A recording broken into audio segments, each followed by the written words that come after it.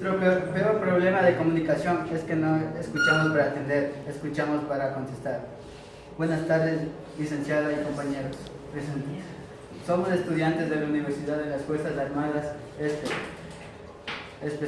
especialidad electrónica. El tema que le vamos a presentar esta tarde es estructuras en semántica y vicios de redacción. Objetivo general: desarrollar nuevas habilidades con un correcto uso de estructura semántica. Con esto podemos desarrollar un vocabulario adecuado, entonces lograremos una adecuada expresión oral y escrita. Estructura semántica. El término semántica se refiere a los aspectos del significado, sentido o interpretación de signos lingüísticos. La semántica es el estudio del significado atribuible a expresiones sintácticamente informadas.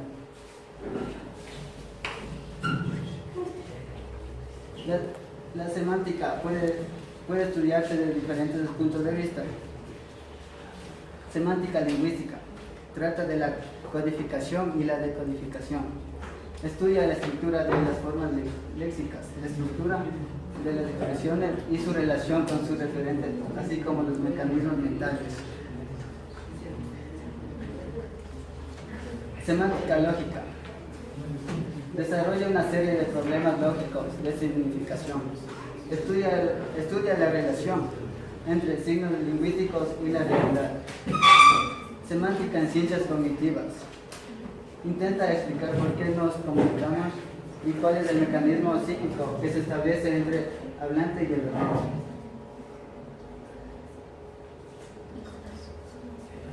Las características fundamentales del texto en su estructura está dado por macroestructura y microestructura semánticas, es decir, de dos estructuras. A continuación, la macroestructura es la organización secuencial, estructurada y global del contenido semántico. Comprende la red interna de las relaciones semánticas mediante las cuales se desarrolla un tema en su totalidad, pero requiere de una característica de subsanación como lo es la coherencia. La microestructura comprende las estructuras semilocal y no global de un texto. Esto abarca la estructura de oraciones y frases y las relaciones entre cohesión y coherencia entre ellas al interior del párrafo. Los vicios de redacción. Los vicios de redacción son formas de construcción, empleo de un vocabulario inadecuado que pueden dispersar o dificultar la interpretación correcta de un escrito. Si conocemos y asumimos cuáles son nuestros vicios idiomáticos, posteriormente podremos evitarlos. Así mejoraremos nuestra accidentada dicción y a corto plazo lograremos una adecuada expresión oral. Los vicios que se dan frecuentemente en la redacción son la digresión. La digresión es una parte de la expresión que trata un tema ajeno al principal o con la hilación del discurso. El segundo de los vicios es la monotonía o pobreza del léxico.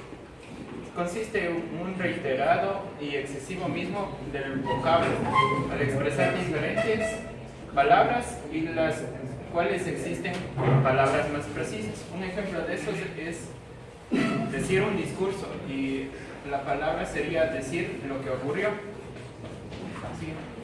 La tercera es la anipología y expresiones equivocadas.